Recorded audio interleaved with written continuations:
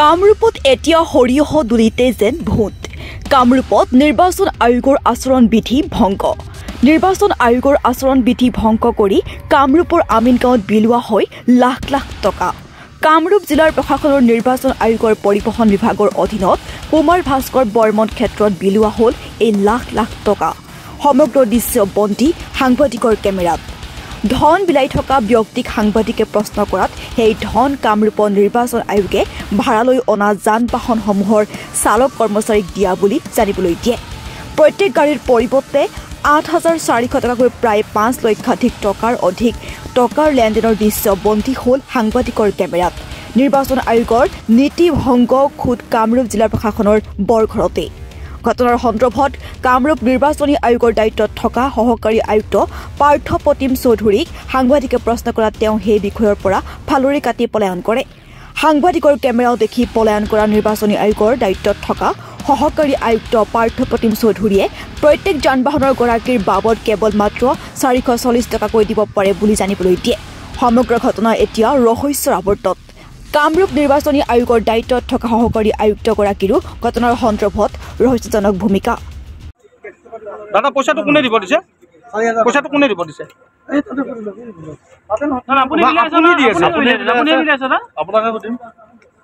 আমাৰ এছ'চিয়েশ্যনৰ পৰা দি আছে। কি আছে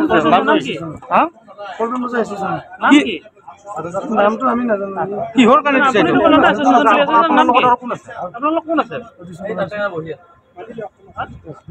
আপোনালোকৰ কোন আছে আকৌ?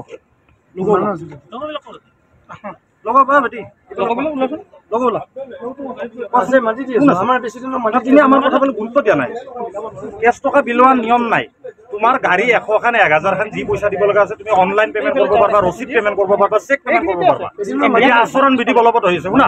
এইফালে নিৰ্বাচন যি আচৰণ বিধি আছে সেই ভংগ কৰি কিয় পইচা বিলাই আছে? এইফালে আহা তুমি। দিবা দিছে বুজিছো এছ'চিয়েশ্যনৰ নাম আছে। লগৰ বন্ধুৰ মাজত গাড়ীকেইটা আনিছোঁ। তুমি কি আমি ড্ৰাইভাৰ হয়। আমাৰ ড্ৰাইভাৰ কালেক্ট কৰি আমি ১৮টা গাড়ী দিছোঁ।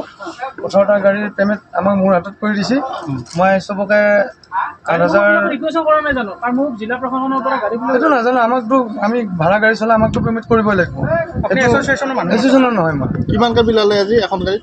৮,৪০০। কিমানখন গাড়ীত দিছিলে? আমাৰ ১৮খন গাড়ী। ৬খন গাড়ীত কেইলাখমান টকা হ'ব? আপোনালোকে হিচাপ কৰক। ৮,০০০ চবকে সুধি লওক। ড্ৰাইভাৰ আছে। Very good official, but not at this point of time. At this point of time, we are working tirelessly without sleep. We are working for the people, and it is not the right time. You want to say that anyone can distribute money? Anyone, no.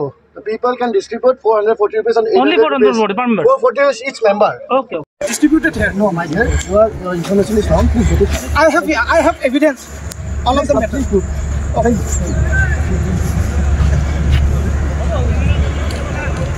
পঠাবলগীয়া আছে তাত টকা বিতৰণ কৰা থাকিলে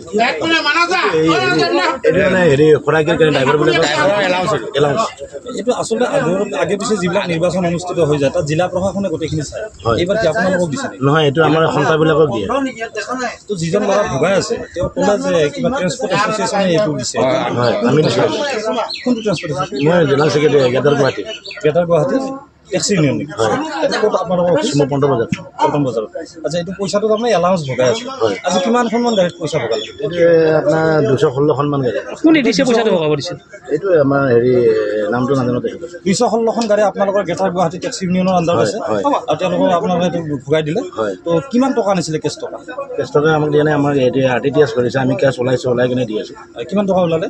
আমাক দিছিলে আপোনাৰ 12 লাখ টকা দিছিলে 97। মানে আজিৰ তাৰিখত জিলা প্ৰশাসনে আপোনালোকৰ একাউণ্টত 12 লাখ টকা খালি দিছিলে। কামৰূপ জিলা প্ৰশাসনে দিছে। কামৰূপ জিলা প্ৰশাসন আৰু সেই টকাটো আজি উইথড্ৰ কৰি আপুনি গাড়ীসকলৰ মাজত ভগাই দিলে। তো নিৰ্বাচনী আচৰণ বিধিমতে 50,000তকৈ বেছি টকা লেনদেন কৰিব নোৱাৰে। আপোনালোকে সেইটো ভায়লেট কৰিলে। ড্ৰাইভাৰবিলাক কি খাব? কৰা কি দিব লাগিব চবকে? সেইটো আপোনালোকৰ জিলা প্ৰশাসনৰ লগত কথা পাতি লোৱা নাছিলে জানো? কিন্তু ইলেকশ্যন কমিশ্যনৰ ৰুল মতেতো ভায়লেট হৈছে। এইটো আমি আলোচনা কৰি লৈছোঁ। এইটো খোৰা কি দিব লাগিব ড্ৰাইভাৰবিলাক। কামৰূপ জিলা উপায়ুক্তৰ লগত কথা পাতিছিল নেকি? পাতিছোঁ। এবাৰ আমাৰ চেণ্ট্ৰেল পুলত এনেকৈ মিটিং হৈছিলে। মিটিঙত আমাক মাতিছিলে। মাতি কিনে সন্থাবিলাকক চবকে মাতিছে। মাতি কিনে আমাৰ মিটিং হৈছিল। ইমানখন গাড়ী লাগে দিব লাগে। পইচাটোৰ ক্ষেত্ৰত আপোনাক গাড়ীখনৰ কথা কোৱা নাই, এই পইচাটো যোনটো কেছ পইচা ট্ৰেঞ্জেকশ্যন অপেন বিলাই যি আছে এইটো ক্ষেত্ৰত এনেকৈ বিলাবৰ কাৰণে আপোনাক কামৰূপ জিলা প্ৰশাসনে কৈছিল নেকি? এখেতসকলে কোৱা নাই, কিন্তু আমিতো মিলাব লাগিব, আমিতো দিব লাগিব ন।